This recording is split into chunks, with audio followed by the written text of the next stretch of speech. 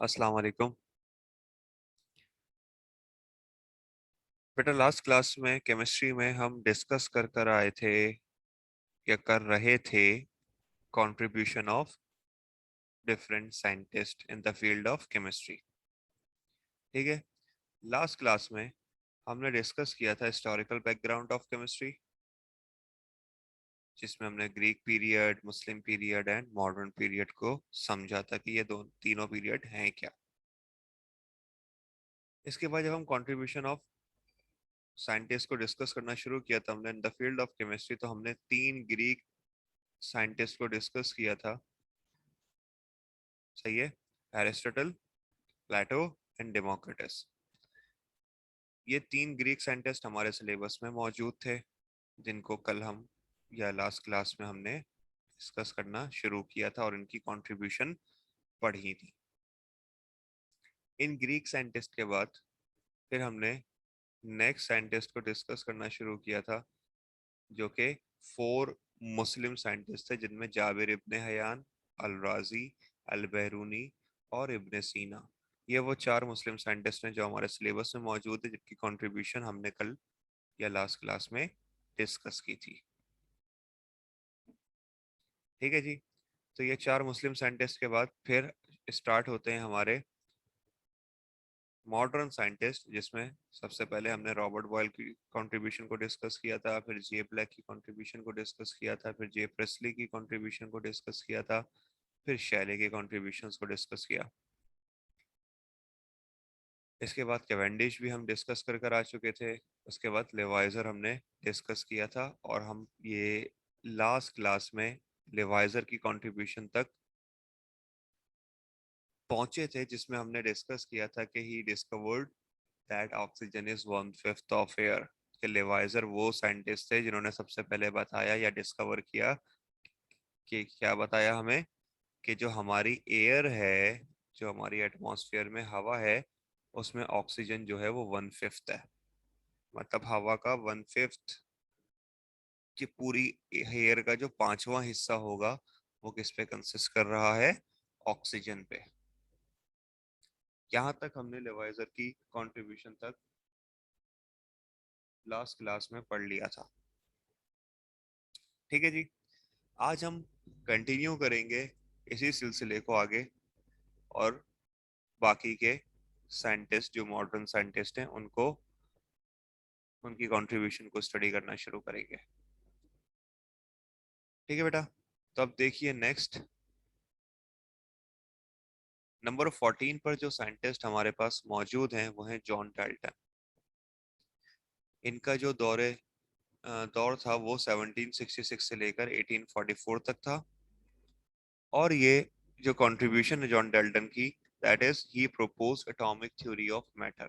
John Dalton का जो सबसे मेन जो कंट्रीब्यूशन है in the field of chemistry वो ये कि इन्होंने क्या प्रपोज किया? Atomic theory of matter. मतलब एटम की सबसे पहले जो थ्योरी पेश की गई थी कि मैटर जो है वो कंसिस्ट करते हैं स्मॉल पार्टिकल्स पर, जिनको एटम कहा जाता है। तो ये थ्योरी पेश करने वाले जो पहले साइंटिस्ट हैं वो जॉन डाल्टन है। इन्होंने ही ये थ्योरी पेश की थी। ये इनकी सबसे बड़ी कंट्रीब्यूशन है in the field of chemistry. ठीक है। इसके बाद नंबर 15 पर हमारे पास गे लुसैक। गे लुसैक का जो दौर था दैट इज 1778 टू 1850 AD। गे लुसैक की जो कंट्रीब्यूशन है हमारे पास, दैट इज, कह रहे हैं, he discovered that water is composed of two parts of hydrogen and one part of oxygen by volume। ये लुसेक वो सबसे पहले साइंटिस्ट है जिन्होंने ये डिस्कवर किया कि पानी जो है वो दो चीजों पर कंसिस्ट करता है, हाइड्रोजन और ऑक्सीजन। और हाइड्रोजन के कितने पार्ट? 2 पार्ट। और ऑक्सीजन के कितने पार्ट? 1 part by volume. जैसे वाटर का फॉर्मूला क्या है हमारे पास? H2O। तो उसमें 2 हाइड्रोजन होते हैं, 2 पार्ट हाइड्रोजन होते हैं, और 1 पार्ट ऑक्सीजन का होता है H2O में। तो ये बात सबसे पहले जो डिस्कवर करके बताई हमें, वो किसने बताई? गे लुसैक ने बताई कि हाइड्रोजन जो है वो 2 पार्ट पर कंसिस्ट करता है, और पानी जो, ऑक्सीजन जो है उसमें 1 पार्ट होता है by volume. He also discovered several chemical and physical properties of air and other gases. और इन्होंने और भी कई केमिकल्स और फिजिकल प्रॉपर्टीज को डिस्कस किया एयर की और मुख्तलिफ दूसरी गैसेस की।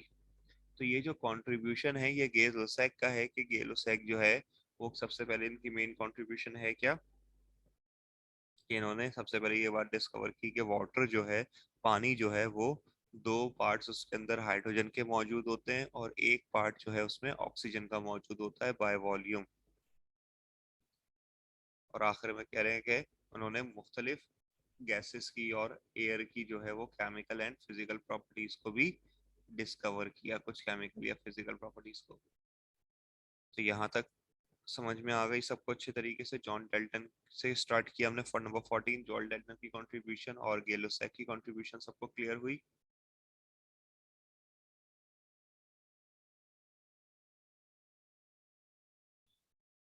ओके जी, तो नेक्स्ट बढ़ते हैं अपने नेक्स्ट कंट्रीब्यूशन की तरफ, नंबर 16 जो कि है एवोगैड्रो। एवोगैड्रो के बारे में हम पढ़कर भी आ चुके हैं, कई दफा हमने इनका नाम सुना है एवोगैड्रो, जो कि बहुत मशहूर साइंटिस्ट है, उनकी काफी खदमात है in the field of chemistry. Avogadro का जो दौर है that is 1776 to 1856 AD. Avogadro की जो मेन कंट्रीब्यूशन है in the field of chemistry that is he proposed Avogadro's law that equal volume of gases under constant temperature and pressure contain equal number of molecule। क्या मतलब हुआ इस बात का? कह रहे हैं एवोगैड्रोस की जो सबसे इम्पोर्टेंट या main contribution in the field of chemistry वो ये है कि उन्होंने हमें एवोगैड्रोस लॉ दिया। एवोगैड्रोस लॉ मतलब that is equal volume of gases under constant temperature and pressure, के जो इक्वल वॉल्यूम होता है गैसेस का जिसमें टेम्परेचर और प्रेशर कांस्टेंट रहे, उसमें इक्वल नंबर ऑफ मॉलिक्यूल मौजूद होते हैं गैसेस के। और ये बात हम पहले भी डिस्कस किया है हमने कुछ पिछली क्लासेस में, जब हम एवोगैड्रोस नंबर की बात करते हैं। तो एवोगैड्रोस साइंटिस्ट के नाम पर ये नाम रखा गया है एवोगैड्रोस नंबर, जिनकी वैल्यू 6.02 इंटू 10⁻23 होती है। ये बताता है हमें कि 1 मोल एलिमेंट में नंबर ऑफ एटम्स या मॉलिक्यूल, 1 मोल एलिमेंट में number of atom, 1 mole substance में नंबर ऑफ मॉलिक्यूल हमेशा सेम रहते हैं, वो है 6.02 इंटू 10⁻23। और इसी नंबर को एवोगैड्रोस नंबर भी कहा जाता है। तो ये नंबर जो है नंबर ऑफ मॉलिक्यूल्स या नंबर ऑफ एटम का प्रपोज करने वाले जो साइंटिस्ट हैं वो भी एवोगैड्रोस हैं, जिनकी सबसे बड़ी कंट्रीब्यूशन है in the field of chemistry. ये नंबर एवोगैड्रोस नंबर या एवोगैड्रोस लॉ जो है ये पेश करने वाले साइंटिस्ट भी कौन है? एवोगैड्रोस ही है। नोट समझ में आया सबको अच्छे तरीके से बेटा कि ये जो एवोगैड्रोस है उनकी कंट्रीब्यूशन क्या है?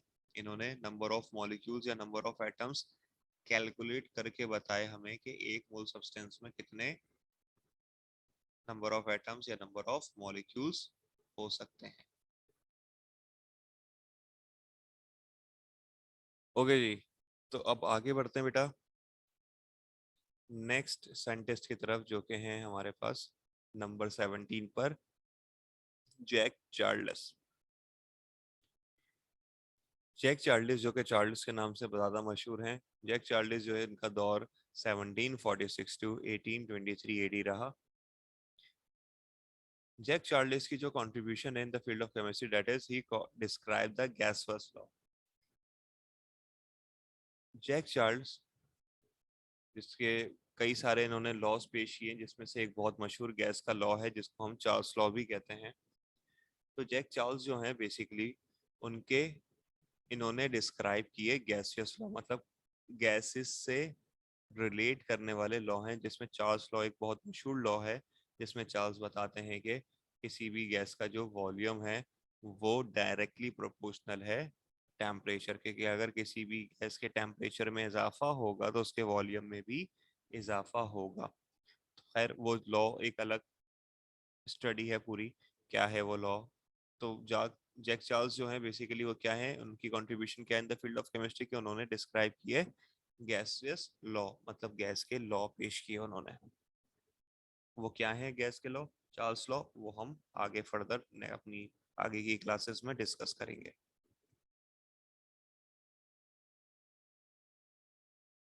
ठीक है जी। बढ़ते हैं नेक्स्ट नंबर 18 की तरफ, जो कि हमारे पास नेक्स्ट साइंटिस्ट हैं जिनका नाम है पेटिट। पेटिट का जो दौर है वो 1741 टू 1820 रहा, and the contribution of petit is, कह रहे हैं, he led to determine of relative atomic and molecular masses।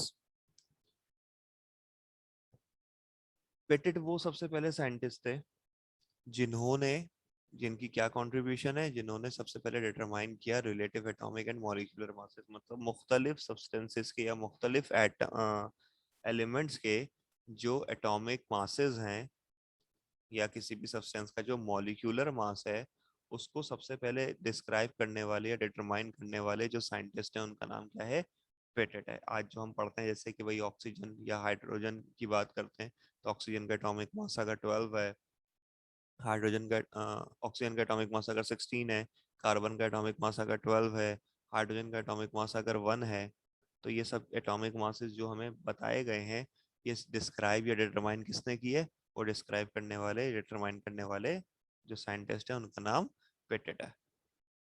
ठीक है जी, यहाँ तक मेरी बात समझ आ रही है सबको?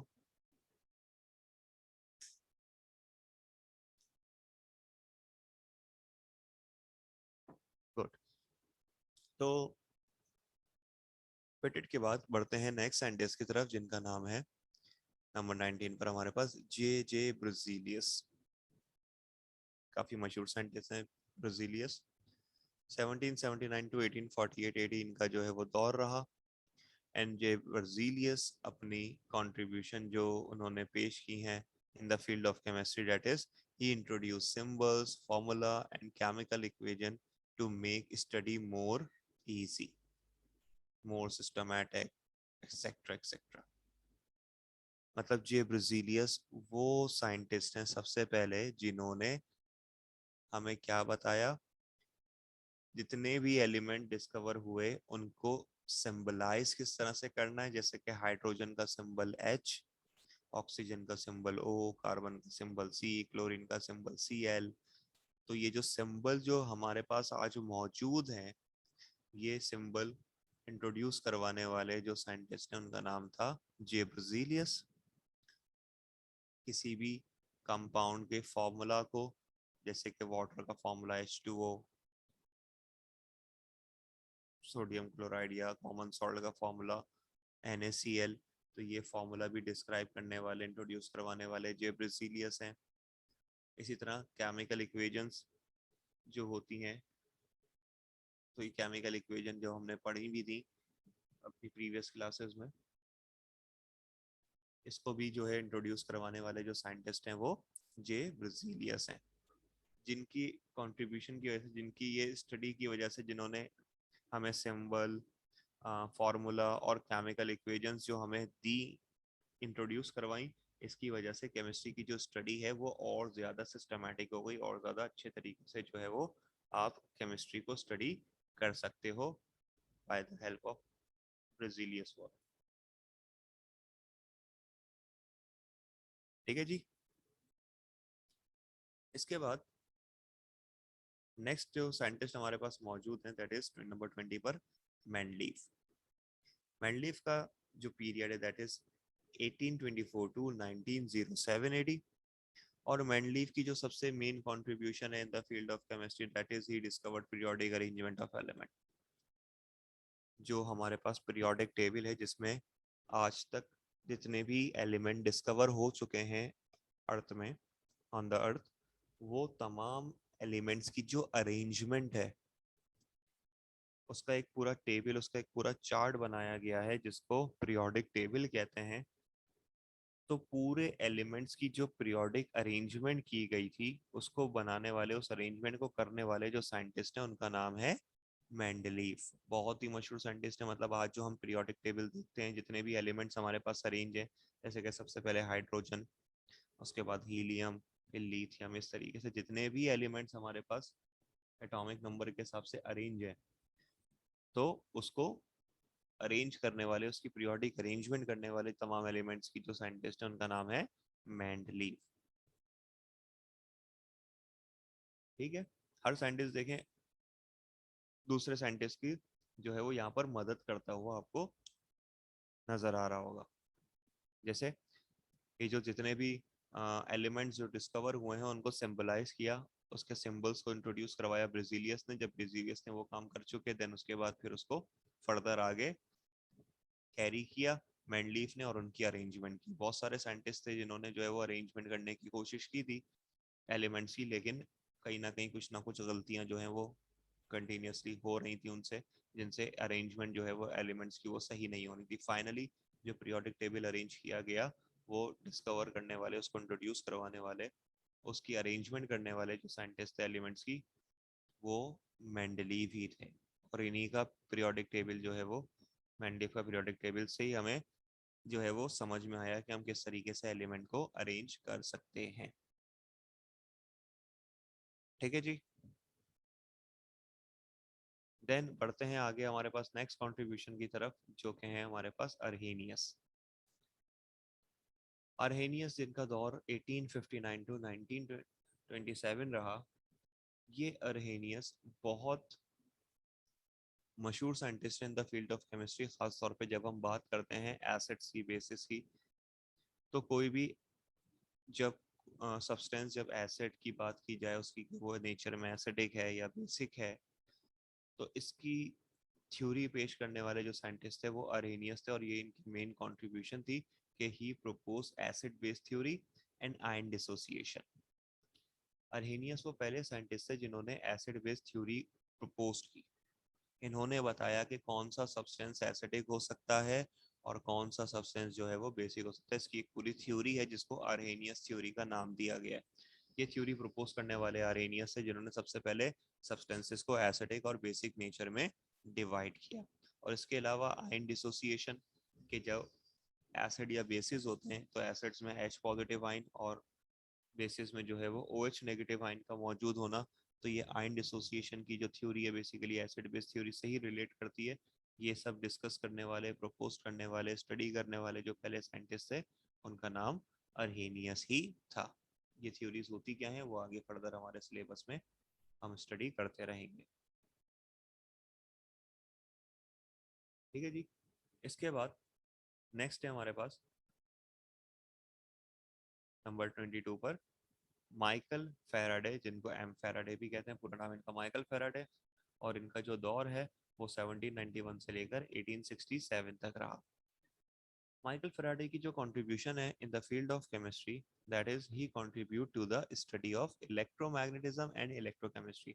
माइकल फेराडे वो पहले साइंटिस्ट थे जिन्होंने इलेक्ट्रोकेमिस्ट्री पर या इलेक्ट्रोमैग्नेटिज्म पर सबसे पहले स्टडी करना शुरू किया। तो इनकी काफ़ी स्टडी है, काफ़ी कंट्रीब्यूशन है in the field of electromagnetism, in the field of electrochemistry. अगर हम केमिस्ट्री की बात करें खास तौर पर, तो इलेक्ट्रोकेमिस्ट्री जिसमें इलेक्ट्रोलाइसिस का जो टॉपिक है, इलेक्ट्रोकेमिस्ट्री का एक मेन टॉपिक है इलेक्ट्रोलाइसिस। तो ये इलेक्ट्रोलाइसिस के कुछ दो लॉज जो है वो पेश किए गए थे माइकल फेराडे की तरफ से। माइकल फेराडे वो पहले साइंटिस्ट हैं जिन्होंने इलेक्ट्रोलाइसिस का प्रोसेस इंट्रोड्यूस करवाया, उनके लॉ पेश किए। ठीक है, तो माइकल फेराडे की बहुत सारी कंट्रीब्यूशन है इलेक्ट्रोमैग्नेटिज्म या इलेक्ट्रो केमिस्ट्री से रिलेटेड। ठीक है जी। ओके जी। तो अब जो नेक्स्ट साइंटिस्ट हम डिस्कस करेंगे वो है हमारे पास जे जे थॉमसन। नंबर 23 पर जे जे थॉमसन, जिनका दौर या पीरियड 1856 टू 1940 रहा। जे जे थॉमसन की जो main contribution in the field of chemistry, that is he discovered electron by experiment. इन्होंने एक्सपेरिमेंट की मदद से इलेक्ट्रॉन की डिस्कवरी की। मतलब जैसे आज हमें पता है कि किसी भी एटम के तीन फंडामेंटल पार्टिकल होते हैं, इलेक्ट्रॉन, प्रोटॉन एंड न्यूट्रॉन। तो जे जे थॉमसन की स्टडी से पहले या जे जे थॉमसन की डिस्कवरी से पहले किसी भी एलिमेंट के सबसे स्मॉलेस्ट पार्टिकल को एटम ही कहा जाता था, जो कि जॉन डेल्टन ने पेश किया था एटॉमिक थ्योरी में अपनी, जो कि हमने पहले डिस्कस किया भी जॉन डेल्टन की कंट्रीब्यूशन में। तो ये जॉन डेल्टन के बाद के सब ये मानते थे कि किसी भी एलिमेंट का जो स्मॉलेस्ट पार्टिकल होता है, जिसके अंदर और उसको और ज़्यादा डिवाइड नहीं किया जा सकता और ज़्यादा तोड़ा नहीं जा सकता, तो वो एटम है। लेकिन फिर उसके बाद जब जे थॉमसन ने एक्सपेरिमेंट किया, जिसको डिस्चार्ज ट्यूब एक्सपेरिमेंट कहा जाता है, उस डिस्चार्ज ट्यूब एक्सपेरिमेंट की मदद से जे थॉमसन ने डिस्कवर किया इलेक्ट्रॉन को। उन्होंने बताया कि सिर्फ किसी भी एलिमेंट का सबसे स्मॉलेस्ट पार्टिकल एटम ही नहीं, बल्कि एटम भी कुछ फंडामेंटल पार्टिकल से मिलके बन रहा है, जिसमें इलेक्ट्रॉन उन्होंने डिस्कवर करके बताया। उसके बाद फिर फर्दर मुख्तलिफ साइंटिस्ट ने जो है वो प्रोटॉन और न्यूट्रॉन की डिस्कवरी भी की। तो सबसे पहले जो फंडामेंटल पार्टिकल डिस्कवर किया गया था वो था इलेक्ट्रॉन। किसी भी एटम में मौजूद इलेक्ट्रॉन की मौजूदगी को डिस्कवर करने वाले जो साइंटिस्ट थे, उनका नाम था जे थॉमसन। ठीक है जी। इसके बाद नेक्स्ट है हमारे पास नंबर 24 पर नील बोहर। नील बोहर भी काफी मशहूर साइंटिस्ट हैं, जिनका दौर 1885 टू 1962 एडी रहा। और नील बोहर की जो contribution in the field of chemistry, वो कहा जा रहा है कि he proposed a theory for the hydrogen atom based on quantum theory. कि नील बोहर जो हैं, उन्होंने प्रपोज की एक थ्योरी को जो कि हाइड्रोजन एटम पर बेस करती है, जो क्वांटम थ्योरी है। नील बोहर वो पहले साइंटिस्ट है जिन्होंने क्या बताया हमें कि एटम के स्ट्रक्चर को बेसिकली जो बताने वाले साइंटिस्ट हैं, जिसमें हमने जैसे कि पढ़ा है कि एटम जो है वो कंसिस्ट करता है इलेक्ट्रॉन, प्रोटॉन और न्यूट्रॉन पर। तो इलेक्ट्रॉन जो है वो रिवॉल्व करता है अराउंड द न्यूक्लियस। इसी तरह से प्रोटॉन और न्यूट्रॉन जो है वो सेंट्रल पार्ट में, जो कि न्यूक्लियस कहलाता है, उसमें पाए जाते हैं। तो ये जब साइंटिस्ट ने ये सब चीज़ें बताई, तो उसमें इलेक्ट्रॉन की पोजीशन जो है मुख्तलिफ शेल्स के अंदर, कि पहले शेल में कितने इलेक्ट्रॉन्स है, पहले ऑर्बिट में कितने इलेक्ट्रॉन्स होते हैं, दूसरे ऑर्बिट में कितने इलेक्ट्रॉन्स होते हैं, और उनकी किस तरीके से उसके अंदर एनर्जी पाई जाती है इलेक्ट्रॉन्स के अंदर। तो जो पूरी थ्योरी पेश की गई थी न्यूटन की, नील बोहर की तरफ से, ये इनकी सबसे बड़ी कंट्रीब्यूशन है। तो क्वांटम थ्योरी पर बेस्ड जो हाइड्रोजन एटम के हिसाब से जब हम बात करते हैं कि हाइड्रोजन एटम के स्ट्रक्चर के अंदर जो इलेक्ट्रॉन है बेसिकली उसका एनर्जी लेवल क्या है वगैरह वगैरह, तो इस पूरी कंप्लीट थ्योरी को पेश करने वाले जो साइंटिस्ट थे, उनका नाम था नील बोहर। ठीक है जी। इसके बाद हमारे पास जो नेक्स्ट नंबर 25 पर मौजूद है, दैट इज रदरफोर्ड। 1871 टू 1937 तक इनका दौर रहा। और रदरफोर्ड की जो कंट्रीब्यूशन है, that is he postulated the nuclear structure of atom, he discovered alpha beta rays and proposed the law of radioactive decay। इस बात का मतलब क्या हुआ बेटा, कि रदरफोर्ड वो साइंटिस्ट थे जिन्होंने क्या किया, इन्होंने पोस्टुलेट्स पेश किए, इन्होंने पॉइंट्स पेश किए न्यूक्लियर स्ट्रक्चर ऑफ एटम के, कि जो भी एटम है बेसिकली उसका स्ट्रक्चर क्या होता है। ये बात भी सबसे पहले बताने वाले साइंटिस्ट जो थे, जैसे कि न्यूक्लियस सेंटर में होता है, इलेक्ट्रॉन उसके गिर्द रिवॉल्व करते हैं।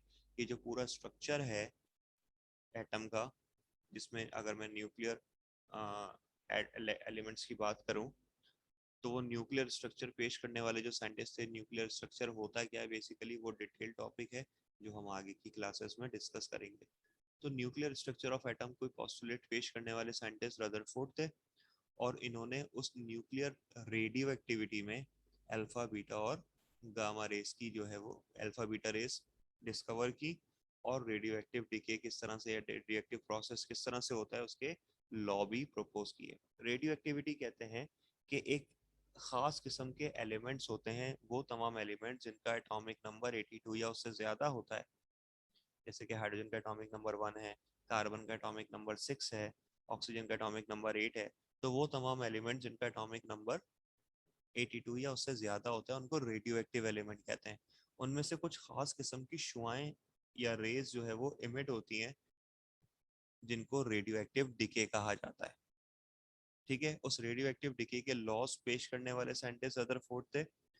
और जो शुआएं या जो रेस रेडियो एक्टिव एलिमेंट्स में से खारिज होती हैं, जो रेडियो एक्टिव रेस इमिट होती हैं किसी भी रेडियो एक्टिव एलिमेंट में से, वो तीन तरह की रेस होती हैं, अल्फा रेस, बीटा रेस और गामा रेस। तो अल्फा बीटा रेस जो डिस्कवर की गई थी वो रदरफोर्ड नहीं की गई थी एक एक्सपेरिमेंट के थ्रू, ठीक है। और उसी प्रोसेस के थ्रू जो रेडियो एक्टिव एलिमेंट है, जो ये जो रेडियो एक्टिविटी का जो प्रोसेस है, उसी रेडियो एक्टिव एलिमेंट के स्ट्रक्चर को न्यूक्लियर स्ट्रक्चर ऑफ एटम भी कहा जाता है। उसके पॉइंट्स भी पेश करने वाले जो साइंटिस्ट थे वो रदरफोर्ड थे, ठीक है जी। अभी हम सिर्फ कंट्रीब्यूशन डिस्कस कर रहे हैं, जिस टॉपिक पे इन्होंने कंट्रीब्यूट किया है, जिस टॉपिक पे इन्होंने लॉस पेश किए हैं, वो टॉपिक फर्दर हम आगे के चैप्टर्स में पर्टिकुलर डिस्कस करेंगे, ठीक है बेटा। तो ये वो तमाम इम्पोर्टेंट कंट्रीब्यूशन थी मुख्तलिफ साइंटिस्ट की, ग्रीक साइंटिस्ट की, मुस्लिम साइंटिस्ट की और मॉडर्न साइंटिस्ट की, जो उन्होंने खदमात पेश की हैं इन द फील्ड ऑफ केमिस्ट्री। अक्सर और बेशतर पेपर में हमारे पास कंट्रीब्यूशन लिखने को आती है कि कुछ भी क्वेश्चन आ सकता है कि भाई जे जे थॉमसन की कंट्रीब्यूशन लिखिए, माइकल फेराडे की कंट्रीब्यूशन क्या है in the field of chemistry वो लिख के बताइए, या जाबिर इब्ने हयान की क्या कंट्रीब्यूशन है, इब्ने सीना की क्या कंट्रीब्यूशन है, रॉबर्ट बॉयल की क्या कंट्रीब्यूशन है, वगैरह वगैरह।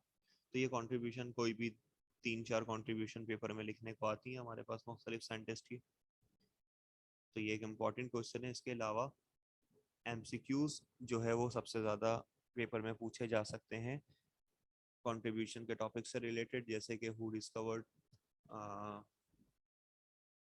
क्लोरीन, तो वो शैले ने क्लोरीन को डिस्कवर किया था। तो इस तरह से जो है वो हमारे पास मुख्तलिफ कॉन्ट्रीब्यूशंस यूज़ की जा सकती हैं, जो कि कई दफ़ा पेपर में आ भी चुका है एमसीक्यूज में कि हु डिस्कवर्ड क्लोरीन। तो उसके ऑप्शंस में मुख्तलिफ साइंटिस्ट के नाम दिए गए होते हैं, इसमें हमें राइट ऑप्शन पता है कि शैले ने जो है वो डिस्कवर किया क्लोरीन को। इसी तरीके से who discovered that oxygen is 1/5 of air, कि किसने डिस्कवर करके बताया था बेटा कि एयर में जो है वो 1/5 ऑक्सीजन मौजूद है। तो वो बात डिस्कवर करने वाले जो साइंटिस्ट हैं वो लिवाइजर थे। तो इस तरह से जो है वो मुख्तलिफ एमसीक्यूज पूछे जाते हैं पेपर में और पूछे गए हैं पास पेपर में इन कंट्रीब्यूशन के टॉपिक से रिलेटेड, जो कि हमें याद होनी चाहिए, हमें पता होना चाहिए कि किस साइंटिस्ट ने क्या कंट्रीब्यूट किया है in the field of chemistry, ठीक है जी। तो आई होप ये जो तमाम कॉन्ट्रीब्यूशन हमने डिस्कस की, जिसमें हमने 3 ग्रीक साइंटिस्ट को स्टडी किया, उनकी कॉन्ट्रीब्यूशंस को स्टडी किया, और 4 मुस्लिम साइंटिस्ट हमारे सिलेबस में मौजूद थे, उनको हमने स्टडी किया, और उसके अलावा बाकी जितने भी साइंटिस्ट हमने डिस्कस किए वो मॉडर्न पीरियड के साइंटिस्ट थे। तो ये तमाम कंट्रीब्यूशन आई होप सबको अच्छे तरीके से क्लियर हो गई होंगी, इसमें कोई कन्फ्यूजन नहीं होगी किसी को, और ये तमाम कंट्रीब्यूशन अच्छे तरीके से सबने याद रखनी है, पेपर के लिए इम्पॉर्टेंट भी है। पेपर में कई क्वेश्चंस आते हैं इन कंट्रीब्यूशन से रिलेटेड, ठीक है जी।